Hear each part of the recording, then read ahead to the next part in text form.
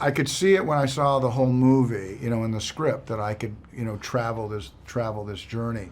But I had to find a very violent person that worked with a that was a sociopath that didn't care about things, and and it and it had to start with me with the very first scene of just eating a hot dog, and I'm not going to talk to these guys who are very serious until I'm done with my cold, shitty hot dog. You know what I mean? I got to make them wait.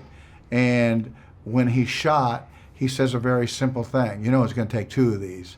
And so you realize that this is a guy who's, and he had maybe fun even running around till he just didn't have any more strength. So to me, that was an insight into him. The second was that the severity of the look that I had to try to create once my hair was cut. For me, getting into it meant that I didn't need to try to hide cosmetically. I tried to expose myself, which was the holes in my head, the stitches in the back of my neck. Those things were very important to me in the audience trying to go along with this big leap of faith type of movie that memory can be transferred into mine. So I had to play it really real. I had to take all his prison instincts with me wherever I went. And they began to be confused by this other piece of information that was put in my head.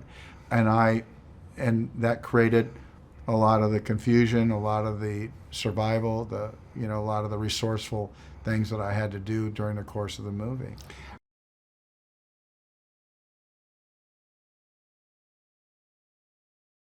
I like to choreograph my fights, and we choreographed that fight with the 5 soccer hooligans in a way that I thought the average person who couldn't really do that could believe that, as opposed to just going in and 5 of them are standing and doing some kind of ha ha ha. The way he handled that was really fun, and we worked very hard on that. So then it got vulgar and it turned into a street fight. But there was a little bit of start here, this guy comes here, I go around this way, this guy goes back, this guy's trying to get out, shove him. Those things are fun to me.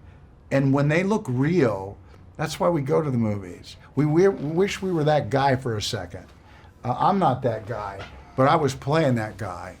And the way he is, even his childlike quality of not being able to open a bottle of medicine was, and then it made him angry, and I think, the joy of having coffee and speaking language that came out of your mouth, like speaking tongues, that there was one of the few times he actually had joy, only to have that taken away from him by a guy who's a bit of a snob.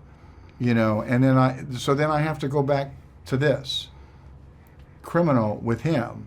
But then as soon as I know he's not a threat, which doesn't take long, I go back to the joy of sugar.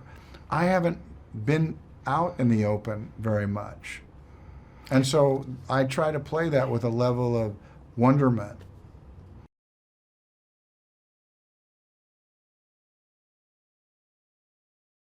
Well, I really needed them because we weren't afforded a rehearsal process, and these scenes were complicated. That waking up in the hospital was a complicated scene, but when I watch it in its entirety, I'm really proud of how that was acted. And I think the only reason that we could is because those 2 guys are world-class actors and been leads in films, carried films.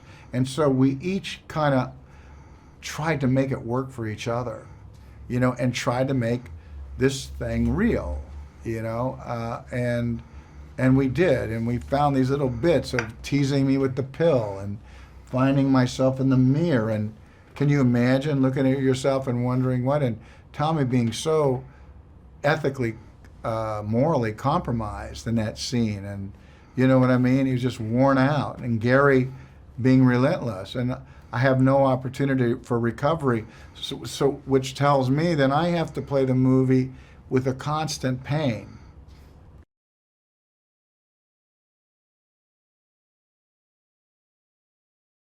Well, Gal, we were introduced on the first day. I thought I would be doing a prison scene because I showed up in London with long hair and a beard.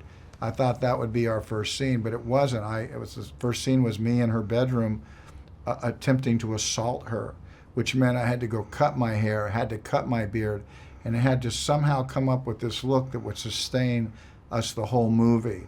That was the Jericho look.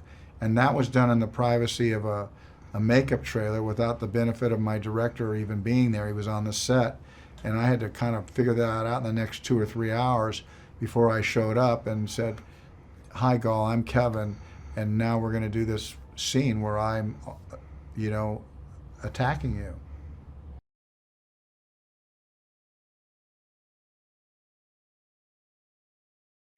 Well, the level of detail that they had written in there, I was able to buy that. We know movies have to happen in a condensed time frame, but I saw that.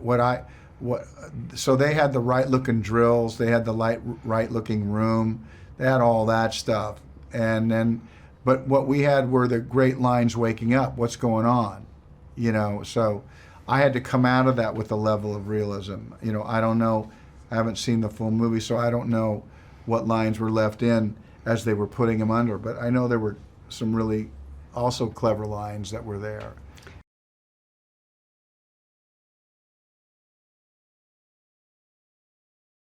Well, I hope that they understand that there's room for those things in action. There's room for dialogue. There's room for this kind of acting. Acting never slows action down if the acting and the dialogue is strong. In fact, I think it actually accentuates the action that will come.